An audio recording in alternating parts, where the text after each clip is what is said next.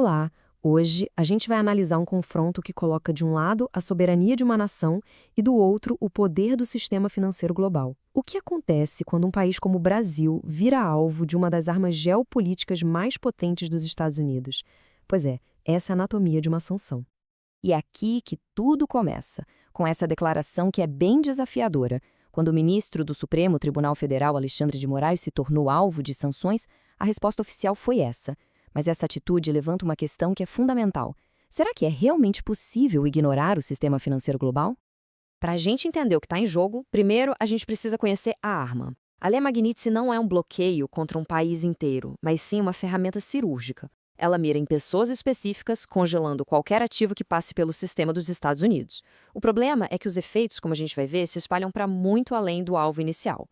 Então, vamos para a primeira parte, o tal do fio de alta tensão. Bora entender como essa engrenagem funciona na prática. Porque não se trata só de bloquear uma conta bancária, é sobre dar início a um efeito dominó em escala mundial. Imagina só o seguinte: se o sistema financeiro do mundo todo fosse uma grande rede elétrica, o dólar seria a voltagem padrão que alimenta tudo. E os Estados Unidos controlam a usina principal e as regras de acesso. Nesse cenário, uma sanção não é como uma multa, é na verdade o equivalente a cortar a energia de alguém. E esse processo de isolamento, olha, ele é quase automático. Começa com a designação oficial da pessoa. Imediatamente, qualquer ativo sobre a jurisdição americana é congelado. Mas o ponto-chave mesmo é o passo 4. Bancos lá na Europa ou na Ásia cortam relações não porque receberam uma ordem direta, mas por pura cautela, para não arriscar o próprio acesso deles ao dólar, que é vital. É um contágio por precaução. Beleza, agora que a gente já entendeu a teoria, vamos para a parte 2. A faísca no Brasil. É aqui que a gente sai do papel e vai para o mundo real, onde essa declaração política bate de frente com a dura realidade financeira. E aqui o impasse fica muito claro, né? De um lado, a gente tem a defesa da soberania e da independência judicial, que é um princípio fundamental. Do outro, o fato de que o sistema financeiro moderno joga com regras que não são decididas aqui em Brasília. São duas posições que, à primeira vista, parecem impossíveis de conciliar. Isso, claro, nos leva a uma pergunta que não quer calar. Se o governo brasileiro, apoiando a posição do judiciário, mandar os bancos não cumprirem as sanções, e aí? O que acontece depois? Quais são as consequências reais de um desafio como esse? Bom, vamos para a terceira parte, o preço desse desafio. A resposta para essa pergunta é o que as fontes que a gente analisou chamam de um protocolo de retaliação. E olha, não é uma negociação não, é uma série de respostas automáticas, quase como um algoritmo, desenhadas para esmagar qualquer resistência. A escalada é rápida e, para ser sincero, bem brutal. Primeiro, bancos americanos cortam os laços com os brasileiros. Depois, o ataque vai para a infraestrutura digital. Em seguida, as reservas financeiras do país são congeladas. O acesso ao SWIFT, que é o principal sistema de mensagens para pagamentos no mundo, é cortado. E, por fim, os produtos de exportação do Brasil se tornam tóxicos no mercado. O ponto central aqui é o seguinte: o ataque não seria só no dinheiro, mas na tecnologia. A infraestrutura digital de muitos bancos brasileiros depende de serviços de empresas como Amazon e Microsoft. Numa briga dessas, essas gigantes não iam arriscar seus negócios para proteger clientes no Brasil. O resultado seria um verdadeiro apagão digital.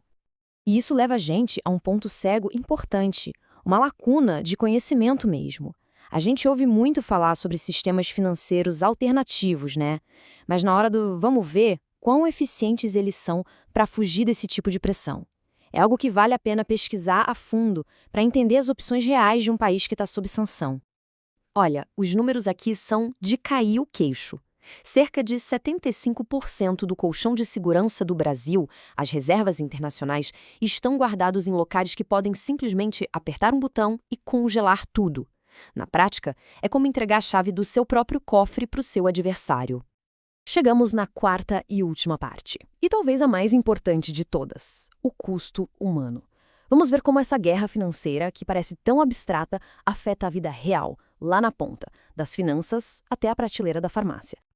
95%. É um número que sozinho já assusta. Mas o que ele significa de verdade no dia a dia? Ele representa o quanto o Brasil depende de importação para produzir remédios. Pensa em insulina, quimioterapia, medicamentos para HIV. Sem conseguir pagar por isso, o sistema de saúde pode entrar em colapso. Aqui não é mais uma questão de economia, É uma questão de vida ou morte, literalmente.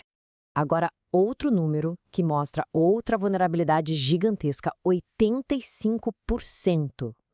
Essa é a porcentagem de fertilizantes que o Brasil importa. Sem eles, a produtividade do agronegócio, que é um dos motores da nossa economia, simplesmente despenca. E o que isso quer dizer na prática? Falta comida e os preços explodem, afetando a mesa de milhões e milhões de pessoas.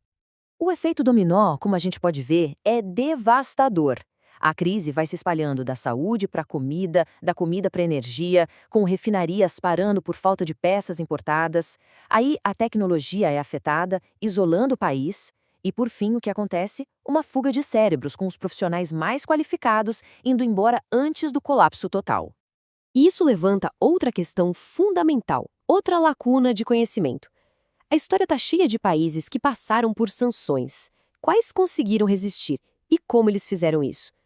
Olhar para casos como Irã, Venezuela, Rússia, não é só curiosidade histórica, é uma análise estratégica de sobrevivência econômica. Para quem quiser continuar acompanhando essa história, tem alguns pontos para ficar de olho.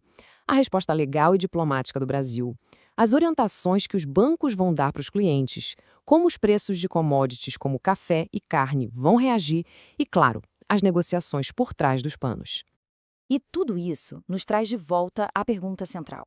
Num mundo onde tudo está conectado, a grana, a tecnologia, até a nossa saúde, o que afinal de contas significa soberania nacional na prática? A resposta para essa pergunta pode muito bem definir como os países vão se relacionar neste século XXI.